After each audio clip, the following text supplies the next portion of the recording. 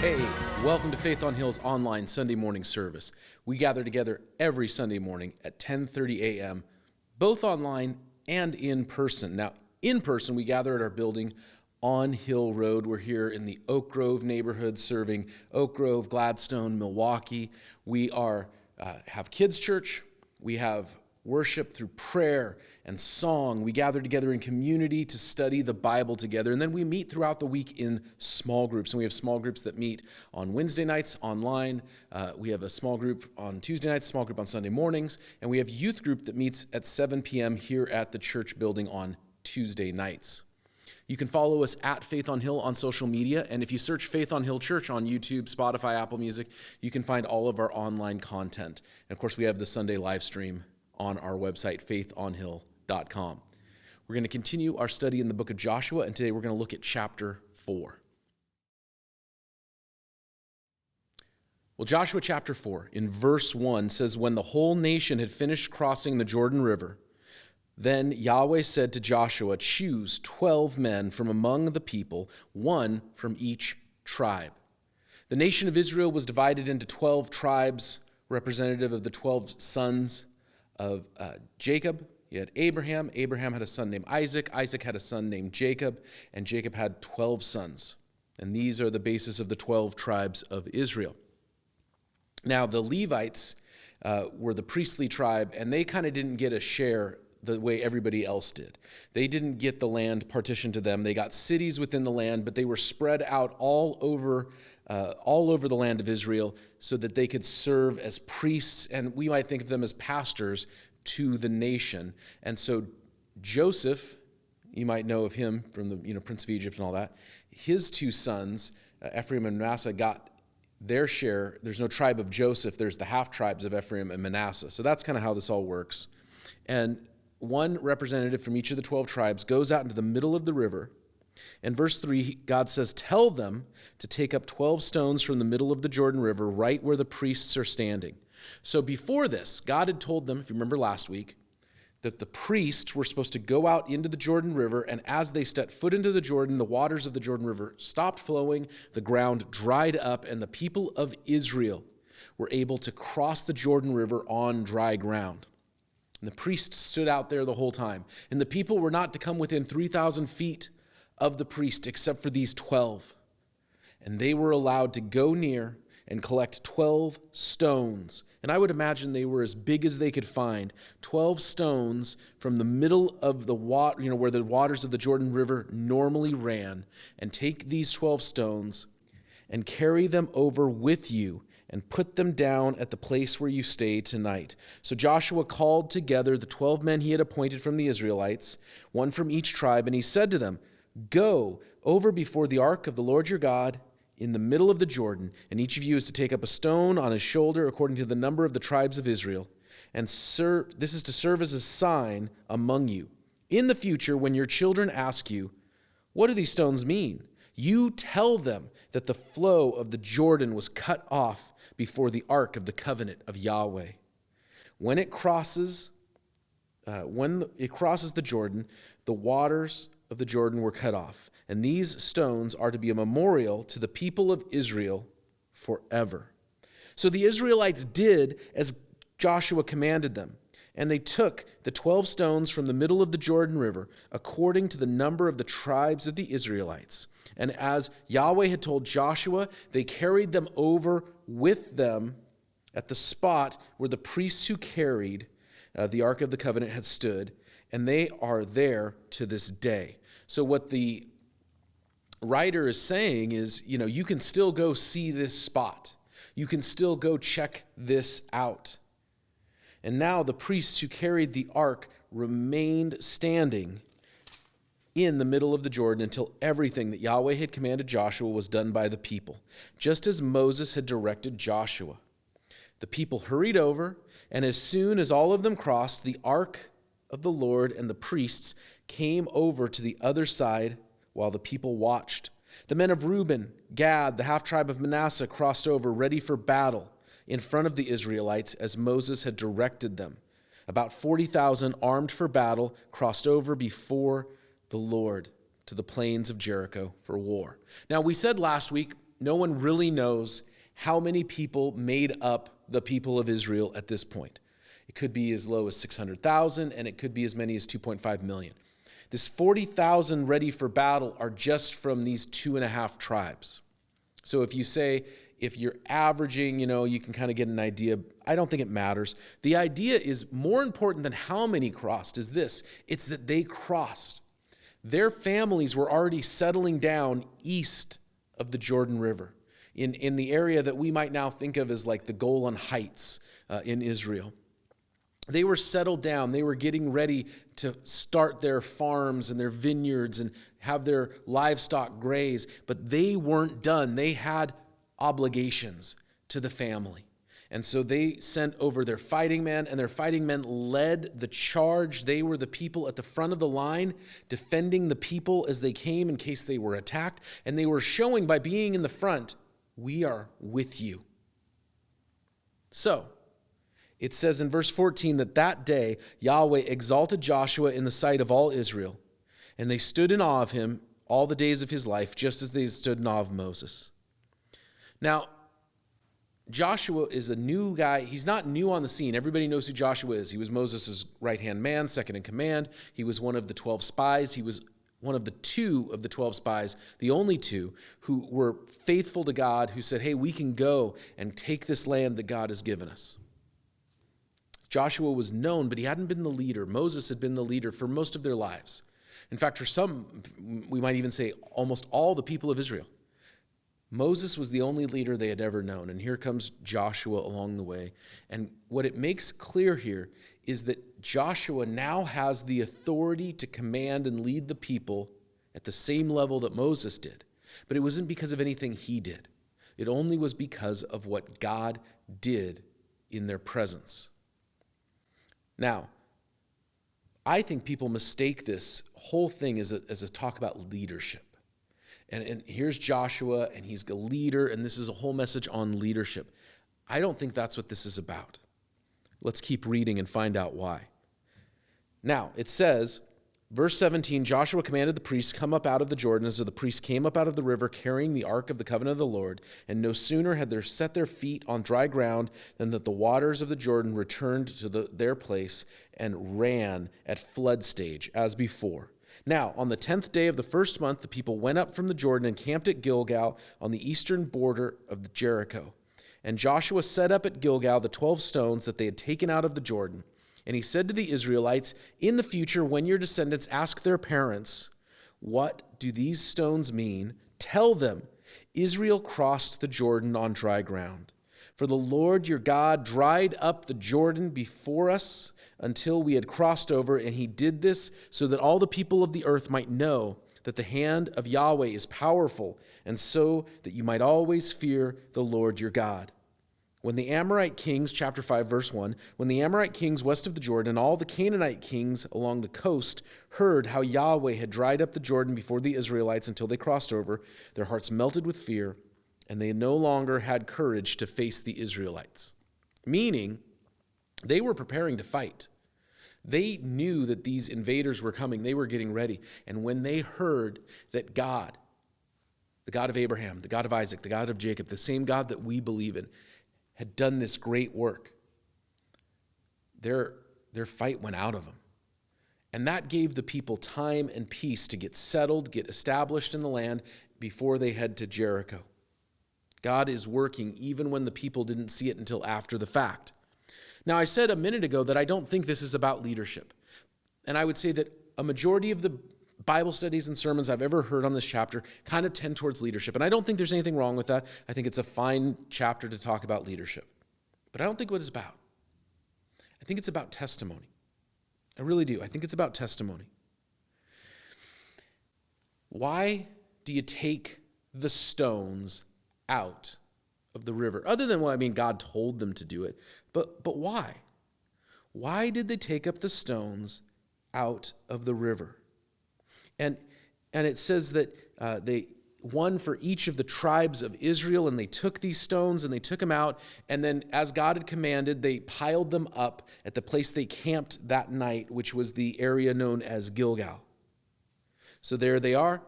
They camp, they establish these stones, and it says they're still there to this day. Now, they are not there today, but in the time of the writing of the book of Joshua and later down into the generations, this was sort of a memorial. The same as, you can go out into the field in Pennsylvania and see the Flight 93 Memorial. You can go to Pearl Harbor and see the wreck of the Arizona. You can see where significant events happened in human history, and this was one of their great memorials that you could go there and see. This is the spot where God brought our people across.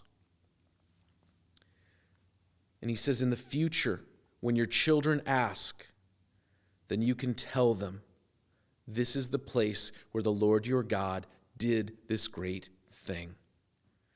Now remember, I said this is about testimony.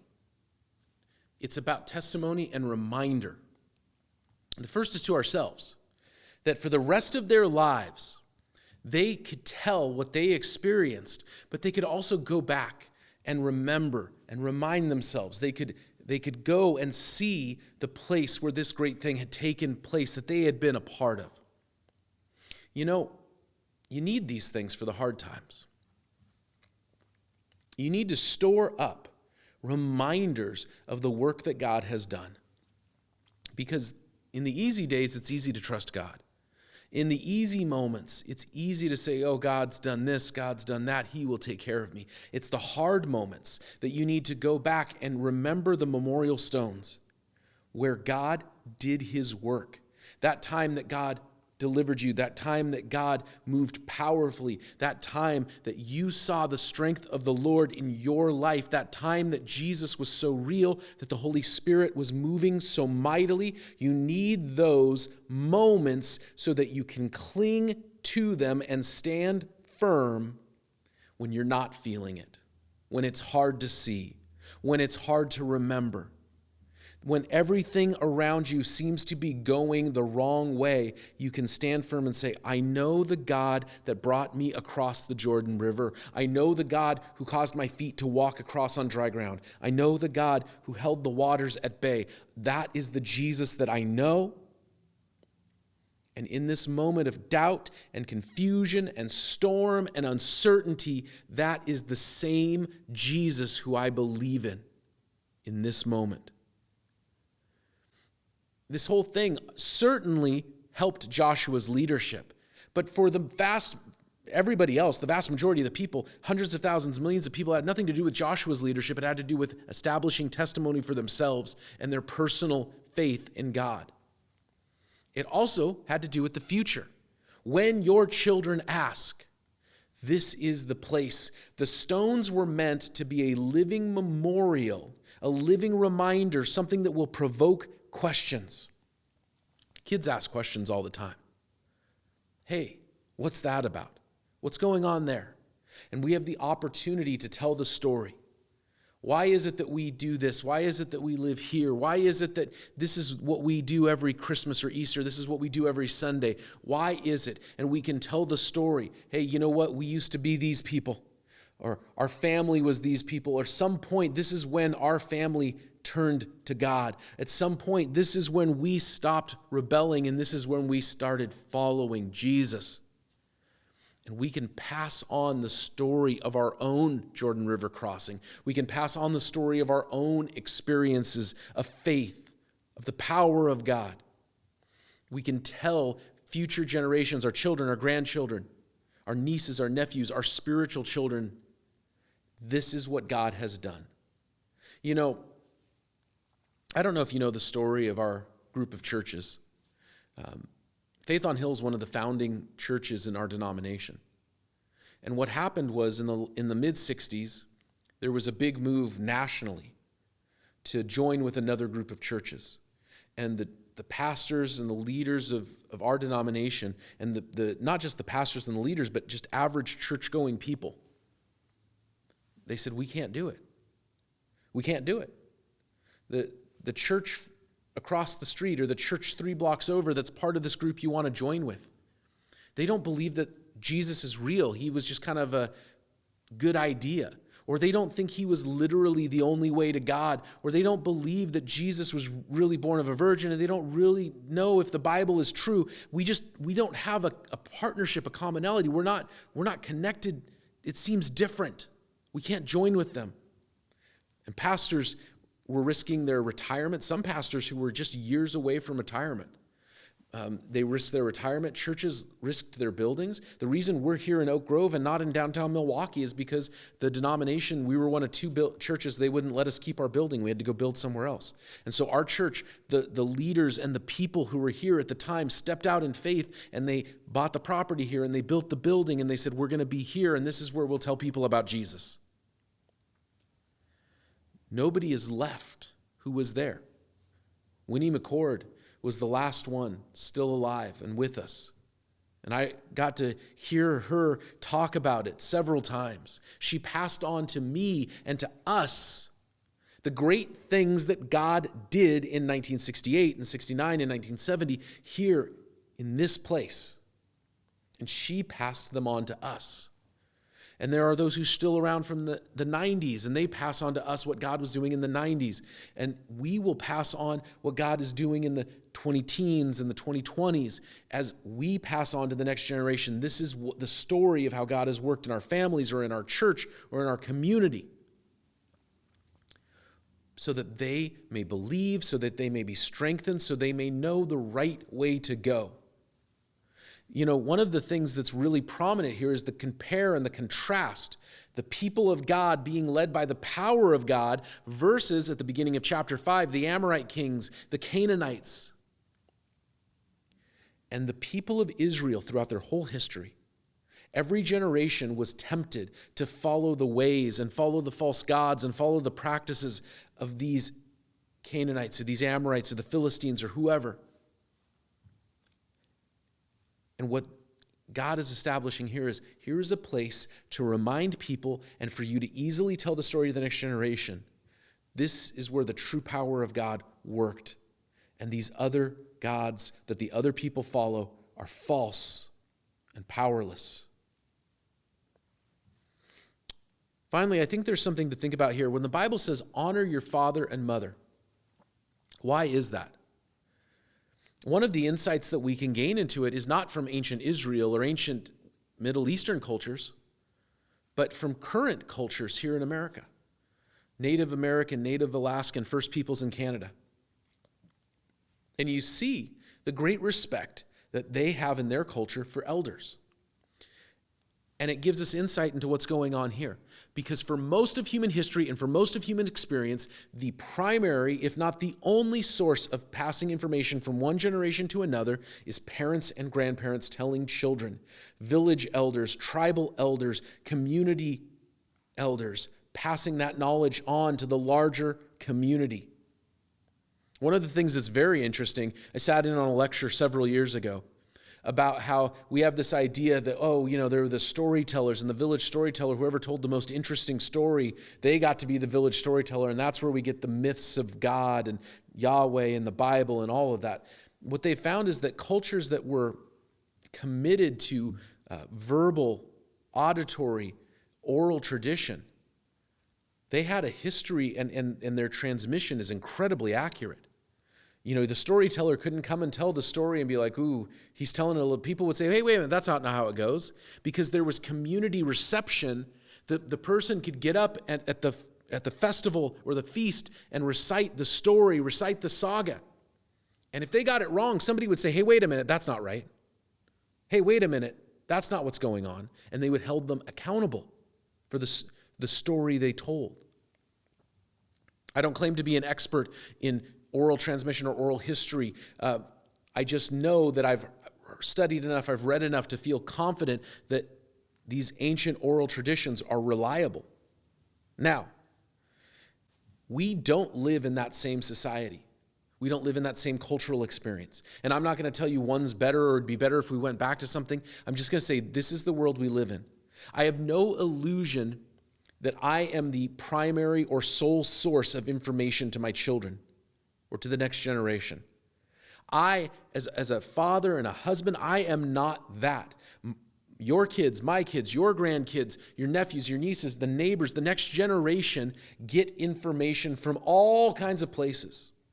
And if we sit there and pretend that it's not that way, we are putting our heads in the sand. What we can do is be listeners. We can listen to, hey, I got this. And instead of saying, no, that's wrong, don't think that way. We can be listeners and we can be question askers and we can help the next generation process. Okay, so you saw this, you read that, you heard this. Let's talk about that. Let's have a conversation. We can help them process. You know, the reason elders in Native Alaskan culture are so honored is because if you're still around, you're the best hunter. If you're still around, you were the best at doing this or that.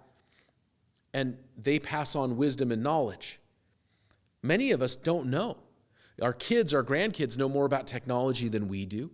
You know, if you're in the generation before me, you never had any of this technology. You're foreign to this. You've had to learn it, but it's not natural to you. My generation was the first to get it, so we sort of bridged the gap. But everyone after me, they're digital natives. They've only known technology. They can't fathom life without everybody having the internet in their hands and instant access to information and communication. They can't process that. They can't process what it was like before the microwave, before air travel, before everything that's gone on. So it's not like we can pass on knowledge that they can't easily get on their own. But we can help to process. We can help to say, hey, okay, you have all this information. What are you going to do with it? You have all of this knowledge. What happens next? What does that look like in real life? How does that play out? That theory is nice. Has it been tested anywhere? One of the things that's interesting to me is that everywhere that I have seen God tested, he's been proven true. So maybe I'm not going to pass on the knowledge to my children, but maybe I'll help them to process and understand it. And there is knowledge that only I can pass on to my kids, only my wife can pass on to the kids, only you can pass on to your children, grandchildren, the next generation, wherever you have influence. And that's what God's done in your life. Only you can tell your story. And there are monuments.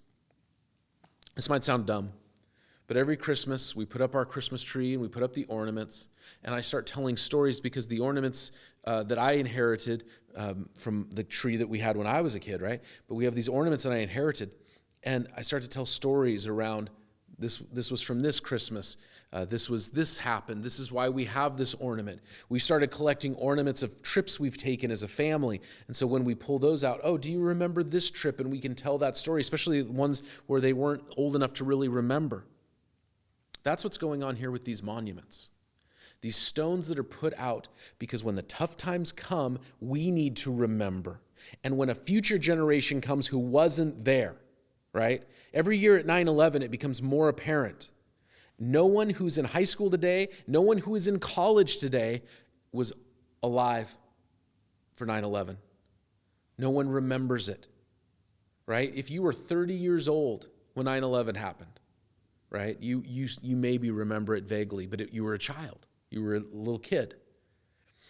9/11 is something that's fading from lived experience to communicated experience. That's what's happening. You know what? There's only way for some of us to know the things that God has done in the past is for us to transmit, hey, this is what God did. This is how God moved. This is how we've seen God in work.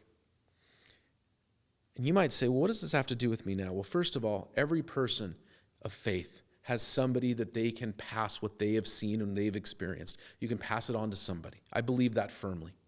Secondly, I would say this. We received from the apostles the witness of Jesus Christ. We received from the apostles that Jesus lived, died, and rose again. That transmission of knowledge has been given to us. And the choice that we have is how do we respond? The choice that we have is, do we say when we see the evidence, and here's the evidence, the memorial stones, when we see the evidence and we hear the testimony, when we hear of what God has done, how do we respond to that knowledge? All have sinned and fallen short of the glory of God. You know, this is a transition moment for the people of Israel. They're crossing in from outside and wandering and lost in the wilderness, and now they're entering into the promised land. It's a new season, new purpose. And they're saying, here, I'm going to leave this testimony to the next generation and the next generation and the next generation so they may know what God has done. And we have received the testimony of the apostles. We've received the testimony of previous generations of faith, that we have seen God change lives, that we have seen God transform communities and restore broken relationships and bring people out of addiction into freedom. We have seen the work of God, so why can't we see that work in our day? Why can't you see that work in your life? And the answer is there is no reason why you can't. There is no reason why God can't save you, because he saved us, and we've received the testimony of how he has saved so many that have come before. God bless you. We'll see you this week in the small groups, and we'll see you next week at 10:30 a.m. as we gather together again.